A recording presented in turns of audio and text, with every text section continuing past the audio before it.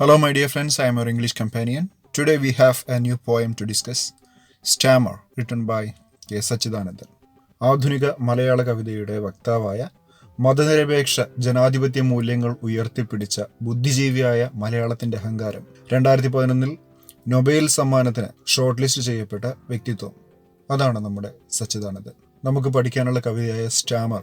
It's a translation of his wonderful Malayalam poem വിക്ക്. സ്റ്റാമറിന് ഈക്വലൻ്റായ മറ്റൊരു വാക്ക് എന്ന് പറയുന്നത് സ്റ്റട്ടർ എന്നാണല്ലേ. വിക്കിനെ കുറിച്ച് സംസാരിക്കുന്ന സമയത്ത് നമ്മുടെ മനസ്സിലേക്ക് ഒരുപാട് വ്യക്തിത്വങ്ങൾ, അവരുടെ പേരുകൾ ഓടിയെത്തുന്നുണ്ട്. അതിലൊന്നാമത്തേത് നമ്മുടെ മുഖ്യമന്ത്രിയായിരുന്ന EMS നമ്പൂതിരിപ്പാട് തന്നെയാണ്. പിന്നീട് ബ്രിട്ടീഷ് പ്രൈം മിനിസ്റ്റർ ആയിരുന്ന വിൻസ്റ്റൺ ചർച്ചിൽ, അതുപോലെ തന്നെ ഇപ്പോഴത്തെ നിയുക്ത അമേരിക്കൻ പ്രസിഡന്റ് ജോ ബൈഡൻ, ഇവരെല്ലാവരും വിക്കിക്കൊണ്ട് സംസാരിക്കുന്ന ആളുകളാണ്. വിക്കൊരിക്കലും അവരുടെ വ്യക്തിത്വങ്ങളെ ബാധിച്ചിട്ടില്ല. Wherever we speak of stammer, what comes to our mind is a kind of defect. The defect while we utter a word, or what we call speech impediment, right? But here, the poet sees the handicap stammer through a different perspective. നമുക്കറിയാവുന്ന Starmer എന്ന് പറയുന്നത് ഒരു ശാരീരിക അവസ്ഥയാണ്, സംസാരിക്കാനുള്ള വൈകല്യം. അതാണ് Starmer എന്ന് പറയുന്നത്, സ്പീച്ച് ഇംപെഡിമെന്റ്.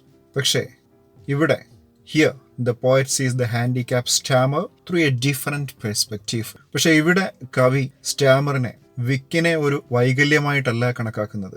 അതിനെ മറ്റൊരു കാഴ്ചപ്പാടിലൂടെ, മറ്റൊരു വീക്ഷണഗതിയിലൂടെ നോക്കിക്കാണുന്നു കെ സച്ചിദാനന്ദൻ എന്ന ഇന്റലക്ച്വൽ. ഇവിടെ അവതരിപ്പിക്കപ്പെടുന്നത് വ്യതിരിക്തമായിട്ടുള്ള, വളരെ യുണീക്കായിട്ടുള്ള അദ്ദേഹത്തിന്റെ ഒരു വീക്ഷണമാണ്. Here we have an introduction to the poem Stammer. Read and enjoy.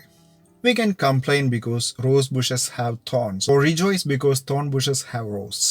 Abraham Lincoln. വളരെ ഫേമസ് ആയിട്ടുള്ള ഒരു കോട്ടാണ്. ഇവിടെയാണ് നേരത്തെ പറഞ്ഞ പേഴ്സ്പെക്റ്റീവിന്റെ, കാഴ്ചപ്പാടുകളുടെ വ്യത്യാസം എന്ന് പറയുന്നത്. നമുക്കൊന്നുകിൽ റോസാ പുഷ്പങ്ങളെ അല്ലെങ്കിൽ റോസാ ചെടിയെ നമുക്ക് കുറ്റം പറയാം, കാരണം അതിൽ ധാരാളം മുള്ളുകളുണ്ട്, അല്ലേ? There are certain people who see only thorns on that rose bush. But at the same time, there is also we can see the beauty of that flower. It's so mind-blowing, right? ഇപ്പോൾ ദോഷൈക ദൃക്കുകൾ എന്തുമാത്രം കാണുന്നു, അതിൻ്റെ മുള്ളുകളെ കണ്ട് കുറ്റം പറയുന്നു. അതേസമയം മുള്ളുണ്ടെങ്കിലും അതിലെ പുഷ്പത്തിന്റെ ഗന്ധം, പുഷ്പത്തിന്റെ നിറം, പുഷ്പത്തിന്റെ ആ ഭംഗി, അത് ആസ്വദിക്കുന്ന ഒരുപാട് മനസ്സുകൾ വേറെയുമുണ്ട്. When a pessimist concentrates only on the thorns, an optimist always tries to enjoy the good part of anything. Here, perspectives make the difference. ഇവിടെ ഏറ്റവും പ്രധാനപ്പെട്ടത് എന്ന് പറയുന്നത് കാഴ്ചപ്പാടുകളാണ്, അല്ലേ? Read and experience the poetic rendition of Stammer by K. Sachidanandan. When the Indian communist leader EMS Namboodiripad was quipped by a journalist on whether he stammers every time, he replied saying, "No, I stammer only when I speak." EMSന്റെ വളരെ പ്രശസ്തമായ ഒരു ഫലിതമാണത്, അല്ലേ? ഒരിക്കൽ communist നേതാവായ EMS നമ്പൂതിരിപ്പാടിനോട് ഒരു journalist ഒരു നേരമ്പോക്കെന്ന രീതിയിൽ ചോദിക്കുകയാണ്. ക്യുപ്പ് എന്ന് പറഞ്ഞാൽ QUIP വെർബാണ്. നേരമ്പോക്കായിട്ട് എന്തെങ്കിലും ഒരു കാര്യം പറയുന്നതിന്, അല്ലെങ്കിൽ അപഹസിക്കുന്നതിനെ, കുത്തുവാക്ക് പറയുന്നതിനെയൊക്കെ നമുക്ക് ക്യുപ്പ് എന്നുള്ള വാക്ക് ഉപയോഗിക്കാം. ഇവിടെ ജേർണലിസ്റ്റ് അങ്ങനെ കുത്തുവാക്ക് പറഞ്ഞതായിരിക്കില്ല, പരിഹസിച്ചുകൊണ്ട് സംസാരിച്ചതുമായിരിക്കില്ല, ഒരു തമാശ രൂപേണ ചോദിച്ചു കാണും. എന്ത്, നമ്പൂതിരിപ്പാടെ, താങ്കൾ എല്ലായ്പ്പോഴും വിൽക്കാറുണ്ടോ? അങ്ങനെ ചോദിച്ച സമയത്ത് EMS ഒരു മറുപടി പറഞ്ഞിരുന്നു, ഇല്ല, I stammer only when I speak. ഞാൻ സംസാരിക്കുമ്പോൾ മാത്രമേ വിൽക്കാറുള്ളൂ. അതായിരുന്നു അദ്ദേഹത്തിൻ്റെ മറുപടി. ഇവിടെ Sachidanandan says that people are stammering nowadays. Sachidanandan പറയുന്നത് ഇപ്പോൾ ജനങ്ങളെല്ലാം വിക്കിക്കൊണ്ടിരിക്കുകയാണ്. അപ്പോൾ ഇവിടെ വിക്കൽ എന്നുള്ളതിന് മറ്റൊരർത്ഥമാണ് കവി കൽപ്പിക്കുന്നത് എന്ന് മനസ്സിലാവും, അല്ലേ? എങ്ങനെ? By keeping on alarming silence against burning social issues, fearing something undesirable might happen. അദ്ദേഹം പറയുന്നത് എന്താണെന്ന് വെച്ചാൽ, ആളുകളെല്ലാം ഭീതിജനകമായ നിശബ്ദത പുലർത്തുകയാണ്. എന്തെങ്കിലും സാമൂഹിക പ്രശ്നങ്ങൾ ഭയങ്കരമായിട്ടുണ്ടായി കഴിഞ്ഞാൽ അതിനെതിരെ ഒരു ശബ്ദവും ഉയർത്തുന്നില്ല. കാരണം എന്താണെന്ന് വെച്ചാൽ, അവർക്ക് ഭയമാണ്, എന്തെങ്കിലും അരുതാത്തത് സംഭവിച്ചാലോ എന്നുള്ള ഒരു ഭയം. അതുകൊണ്ട് ഇപ്പോൾ ആളുകളെല്ലാം വിക്കിക്കൊണ്ടിരിക്കുകയാണ് എന്നാണ് നമ്മുടെ കവി പറയുന്നത്. Okay, let's move on to the poem. Stammer, Sachidanandan. Stammer is no handicap. വിക്ക് വൈകല്യമല്ല. ഇതിൽ നിന്ന് തന്നെ നമുക്കൊരു കാര്യം മനസ്സിലാവും. അദ്ദേഹം വൈകല്യം എന്നുള്ള ഒരു അവസ്ഥയെയല്ല ഇവിടെ ചർച്ച ചെയ്യാൻ ഉദ്ദേശിക്കുന്നത്. He is not intending to discuss stammer as a handicap. He is trying to generalize stammer or stuttering. അദ്ദേഹം പറയുന്നു, it's a mode of speech. അതൊരു സംസാര രീതിയാണ്, അല്ലേ? സ്റ്റാമർ എന്ന് പറയുന്നത് ഒരു ഹാൻഡിക്യാപ്പ് അല്ല, വൈകല്യമല്ല, ഒരു സംസാര രീതിയാണ്.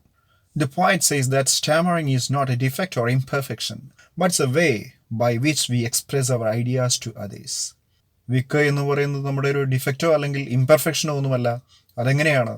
ഒരു രീതിയാണ്, അല്ലെ? The way by which we express our ideas to others. മറ്റുള്ളവർക്ക് നമ്മുടെ ആശയങ്ങൾ കൈമാറ്റം ചെയ്യുന്നതിനുള്ള ഒരു രീതിയാണ് എന്ന് അദ്ദേഹം പറയുന്നു, അതായത് സംസാര രീതി. Stammer is the silence that falls between the word and its meaning. എന്താണ് സ്റ്റാമർ എന്ന് ഡിഫൈൻ ചെയ്യുകയാണ് നമ്മുടെ author. What's a stammer? It's the silence that falls between the word and its meaning. ഒരു വേർഡ് പൂർത്തിയാകണമെങ്കിൽ അതിനൊരർത്ഥം ഉണ്ടാകണം, അല്ലേ? അർത്ഥമുള്ള അക്ഷരങ്ങളുടെ ഒരു കൂട്ടത്തിനെയാണല്ലോ വാക്ക് എന്ന് പറയുന്നത്. A word is a group of meaningful letters. പക്ഷേ സ്റ്റാമർ എന്ന് പറയുന്നത് എന്താണ്? It's the silence which intrudes before the completion of utterance of a meaningful word. That is stammer. The silence which intrudes, ഇടയ്ക്ക് കയറി വരുന്ന സൈലൻ്റ് ആണ്. Before the completion of utterance of a meaningful word. അർത്ഥവത്തായ ഒരു വാക്കിൻ്റെ പൂർത്തീകരണത്തിന് ഇടയിൽ കയറി വരുന്ന സൈലൻസിനെയാണ് വിക്ക് എന്ന് പറയുന്നത്. അതായത് വാക്കിനും അർത്ഥത്തിനും ഇടയ്ക്ക് വരുന്ന ചില മൗനങ്ങളെയാണ് വിക്ക് എന്ന് നമ്മൾ വിളിക്കുന്നത്. Just as lameness is the silence that falls between the word and the deed.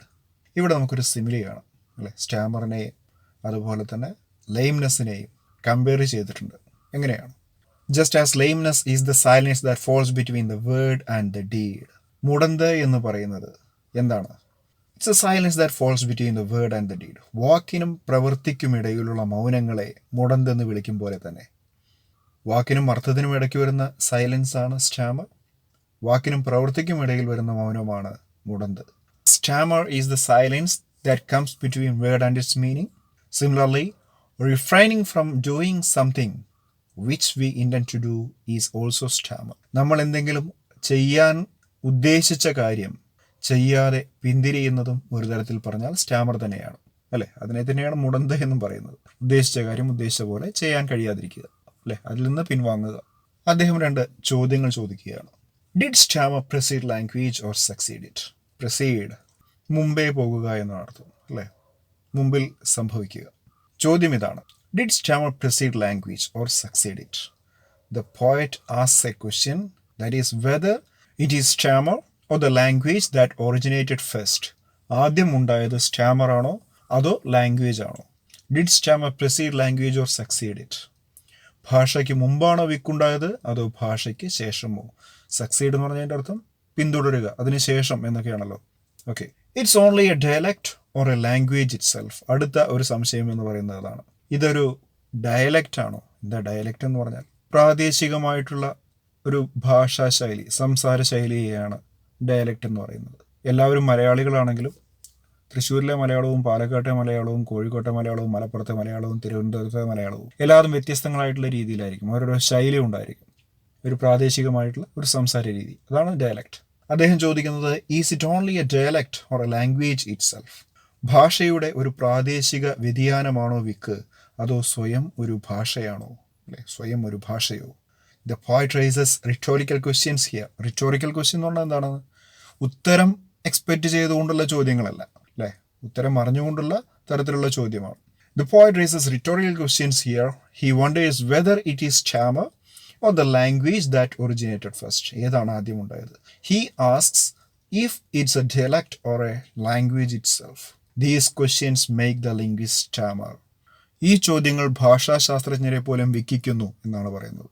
ഈ ചോദ്യങ്ങൾക്ക് മുമ്പിൽ ഭാഷാശാസ്ത്രജ്ഞർ വിക്കുന്നു. Even linguists are sceptical about the origin and the nature of Starmer.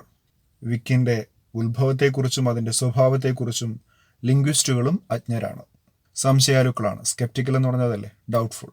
ഒരു ഭാഷയിൽ അല്ലെങ്കിൽ ഒരുപാട് ഭാഷകളിൽ പ്രാവീണ്യമുള്ള ആളുകളെയാണ് നമ്മൾ ലിംഗ്വിസ്റ്റ് എന്ന് പറയുന്നത്, experts in languages.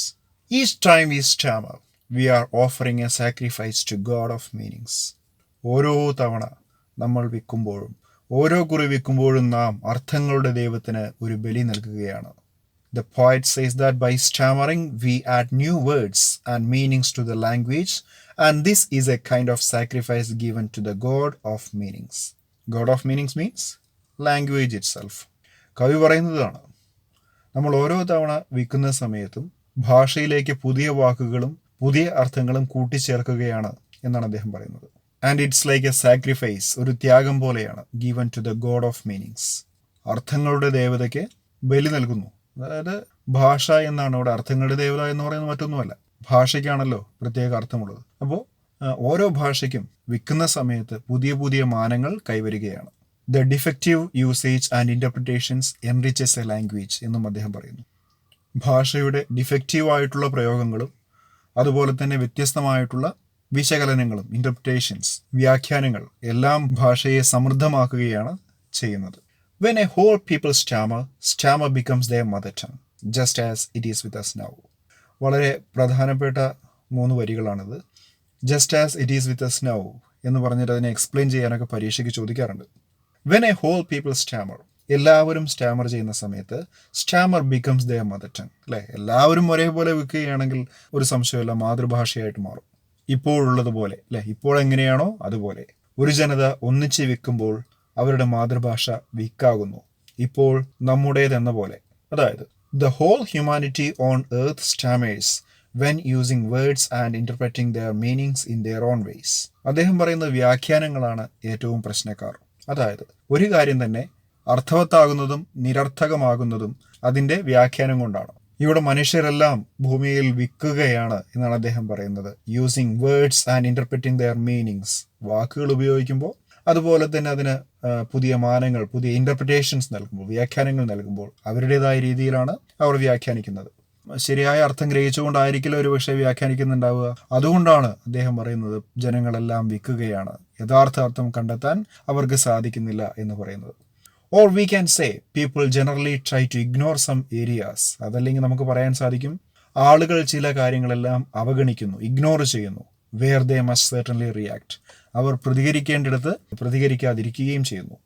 Nowadays they maintain a silence against certain burning social issues. ഇപ്പോൾ നമുക്ക് കാണാൻ സാധിക്കുന്നത്, അതായത് just as it is with us now എന്നുള്ളതിനെ എലാബറേറ്റ് ചെയ്യുമ്പോൾ നമുക്ക് ഇങ്ങനെ എഴുതാൻ പറ്റും. Nowadays they maintain a silence. Nowadays, ഇക്കാലത്ത് people maintain a kind of silence, an alarming silence, against certain burning social issues. വളരെ പ്രാധാന്യമർഹിക്കുന്ന സാമൂഹിക പ്രശ്നങ്ങൾക്കിടയിൽ പോലും ആളുകൾ മൗനം ഭജിക്കുന്നു എന്നാണ്. When minority stammers, it is a handicap. വളരെ കുറച്ച് ആളുകൾ മാത്രം സ്റ്റാമർ ചെയ്യുകയാണെങ്കിൽ അതിനെ നമുക്കൊരു ഹാൻഡിക്യാപ്പായിട്ട് കൂട്ടാം, അല്ലെ? ഒരു ഗ്രൂപ്പ് ഓഫ് പേഴ്സണിൽ ഒരാൾ മാത്രമേ വിൽക്കുന്നുള്ളൂ എങ്കിൽ അത് അയാളുടെ ഒരു ഡിഫക്റ്റായിട്ട് നമുക്ക് വേണമെങ്കിൽ കണക്കാക്കാം. പക്ഷേ മെജോറിറ്റിയും വിൽക്കുകയാണെങ്കിലോ അതങ്ങോട്ട് ആക്സെപ്റ്റ് ചെയ്യും. ഇപ്പോൾ ഇവിടെയും അത് തന്നെയാണ്. 1-2 ആൾ പ്രതികരിക്കാതിരിക്കുന്നത് കൊണ്ട് പ്രശ്നമില്ല, അത് അവരുടേത് മാത്രമായിട്ടുള്ള ഡിഫക്റ്റായിട്ട് ആളുകൾ കാണും. പക്ഷേ ഇപ്പോൾ എങ്ങനെയാണ്? ആരും പ്രതികരിക്കുന്നില്ല. Every one is silent against any type of mishaps happening in our society. Just as it is with us now എന്നുള്ളതുകൊണ്ട് അത് അങ്ങനെ ഒരു അർത്ഥമുണ്ട്. അതുപോലെ തന്നെ ഈ ലോകത്തെ എല്ലാ പ്രശ്നങ്ങൾക്കും കാരണം വ്യാഖ്യാനങ്ങളാണ്. Interpretations and misinterpretations make people stammer. God too must have stammered. അദ്ദേഹം പറയുന്നു ദൈവവും വിക്കിയിട്ടുണ്ടാകണം. എപ്പോൾ? When he created man. ദൈവം പെർഫെക്റ്റ് ആയിരുന്നുവെങ്കിൽ മനുഷ്യനും ദൈവത്തിന്റെ സൃഷ്ടിയാണല്ലോ, അപ്പോൾ അവനും പെർഫെക്റ്റ് ആകുമായിരുന്നു. പക്ഷേ A human being is imperfect. His words are also imperfect. His words carry different meanings. So we can't say a human being is perfect. That's why the author says God must have stammered when he created man. Here the poet doubts the perfection of God. The God created the imperfect human beings. That is why all the words of man carry different meanings. Every word he speaks means different to different people, and each person interprets and uses the words on their own ways. അവൻ സംസാരിക്കുന്നത് ഒരു രീതിയിലും അത് വ്യാഖ്യാനിക്കപ്പെടുന്നത് മറ്റൊരു രീതിയിലും ആയിരിക്കും, അല്ലേ? അതുകൊണ്ടാണ് മനുഷ്യരുടെ എല്ലാ വാക്കുകളും ദുരൂഹമായത്. That's why everything he utters, from his prayers to his commands, stammers like poetry. അതുകൊണ്ടാണ് മനുഷ്യരുടെ പ്രാർത്ഥനകൾ മുതൽ കൽപ്പനകൾ വരെ എല്ലാം വിൽക്കുന്നത് കവിതയെപ്പോലെ. അദ്ദേഹം പറയുന്നുണ്ട് കവിതയും അങ്ങനെ തന്നെയാണ്, വിക്കിക്കൊണ്ടാണ്, അല്ലേ? മനുഷ്യൻ്റെ പ്രാർത്ഥനകളും അവൻ്റെ കൽപ്പനകളും എല്ലാം വിൽക്കുന്നുണ്ട്. അതുപോലെ തന്നെ കവിതയും വെക്കുന്നുണ്ട്. കാരണം കവിത എന്ന് പറയുന്നത് മനുഷ്യ സൃഷ്ടിയാണ്.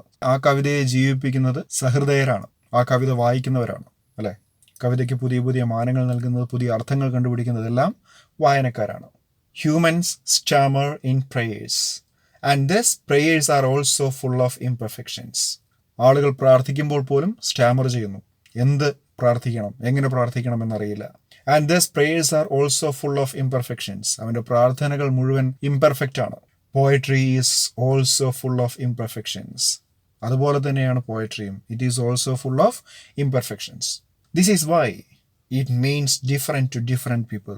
അതുകൊണ്ടാണ് കവിതയെ വ്യത്യസ്ത ആളുകൾ വ്യത്യസ്ത രീതിയിൽ നോക്കിക്കാണുന്നത്, വ്യത്യസ്തങ്ങളായ അർത്ഥങ്ങൾ കൽപ്പിക്കുന്നത്. If poetry were perfect, poetry perfect ആയിരുന്നു എങ്കിൽ it would not have the charm, അതിന് ഒരുപക്ഷെ അതിൻ്റെ അട്രാക്ഷൻ, ചാം നഷ്ടപ്പെടുമായിരുന്നു. Charm and beauty which is currently has, ഇപ്പോഴുള്ള അതിൻ്റെ ആ ഭംഗി നഷ്ടപ്പെടുമായിരുന്നു. എങ്ങനെയായിരുന്നെങ്കിൽ എല്ലാവരും ഒരേ രീതിയിലാണ് കവിതയെ നോക്കിക്കണ്ടിരുന്നത് എങ്കിൽ. കവിതയ്ക്ക് അതിൻ്റെ ഭംഗി ഉണ്ടാകുന്നത് എപ്പോഴാണ്? When it is interpreted differently by different people, അല്ലേ? ഒരാളുടെ വാദഗതി ആയിരിക്കില്ല ഒരു കാര്യം തന്നെ വായിക്കുമ്പോൾ മറ്റൊരാൾക്ക് അവരുടെ ചിന്താഗതിക്കനുസരിച്ച് അത് മാറിക്കൊണ്ടേയിരിക്കുന്നു. That's why here the author says what matters is the attitude. നേരത്തെ നമ്മൾ റോസാപുഷ്പത്തിൻ്റെ കാര്യം പറഞ്ഞതുപോലെ തന്നെ അവൻ്റെ മനോഭാവം അനുസരിച്ചാണ്, അവൻ്റെ ആറ്റിറ്റ്യൂഡ് അനുസരിച്ചാണ് കാര്യങ്ങളെ നോക്കിക്കാണുന്നത്. പോസിറ്റീവായിട്ടുള്ള ഒരാൾ അതിൻ്റെ മുള്ളുകളേക്കാൾ ഉപരിയായി അതിൻ്റെ പുഷ്പങ്ങളെ നോക്കി ഭംഗി ആസ്വദിക്കുന്നു. നെഗറ്റീവായിട്ടുള്ള ഒരാൾക്ക് അതിൻ്റെ മുള്ളിനെ കുറ്റം പറയാനേ സമയം കാണും. ഓക്കെ, നമുക്കിതിൻ്റെ ഫിഗർ ഓഫ് സ്പീച്ച് കൂടി ഒന്ന് നോക്കാം. ഇതിൽ പ്രധാനമായിട്ടുള്ളത് സിമിലിയും മെറ്റഫറാണ്. സിമിലി വരുന്ന വരികൾ ഏതൊക്കെയാണെന്ന് ഇവിടെ കൊടുത്തിട്ടുണ്ട്. Just as lameness is the silence എന്ന് പറയുന്ന ആ വരി. അതുപോലെ തന്നെ whole people stammer, stammer becomes their mother tongue as it is with us now. അപ്പോൾ ജസ്റ്റ് ആസ്, അവിടെ ആസ് എന്ന് കാണാം. ഇവിടെയും as it is with us, അവിടെയും ആസ് എന്ന് കാണാം. എല്ലായിടത്തും കമ്പാരിസൺ ആണുള്ളത്. He utters from his prayers to his command stammers like poetry, പോയട്രിയെ പോലെ എന്ന് പറയുന്നു, അല്ലേ? രണ്ട് ഭാഗത്തെ ആസും ലാസ്റ്റ് ലൈക്ക് പോയട്രി എന്നുള്ളത് ലൈക്കും കാണാം. കമ്പാരിസൺ ഉപയോഗിച്ചിരിക്കുന്നു, അതുകൊണ്ട് സിമിലിയാണ്. റിപ്പീറ്റേഷൻ, അതായത് ഈ പോയത്തിലുടനീളം സ്റ്റാമർ എന്നുള്ള വാക്ക് റിപ്പീറ്റ് ചെയ്തിട്ടുണ്ട്. അതെന്തിനാണെന്ന് വെച്ചാൽ ആ ഒരു കാര്യം സ്ട്രെസ് ചെയ്യാനാണ് ഉപയോഗിച്ചിരിക്കുന്നത് റിപ്പീറ്റേഷൻ, അല്ലേ? ഒരു കാര്യം തന്നെ ഊന്നി പറയാൻ വേണ്ടി ഉപയോഗിച്ചിരിക്കുന്നു. മെറ്റഫർ, ഇവിടെ മെറ്റഫർ എന്താണ്? The word stammer is a metaphor that refers to the imperfection we have on the earth. ലോകത്തിൻ്റെ എല്ലാ അപൂർണതകളെയും എല്ലാ ന്യൂനതകളെയും പ്രതിനിധാനം ചെയ്യുന്നു വിക്ക് എന്ന് പറയുന്ന കവിത. അതുകൊണ്ട് തന്നെ the word stammer is a metaphor that refers to the imperfection we have on the earth. Okay, hope you could understand the poem. We will be here with more discussions based on this chapter. Until then, goodbye. Thank you.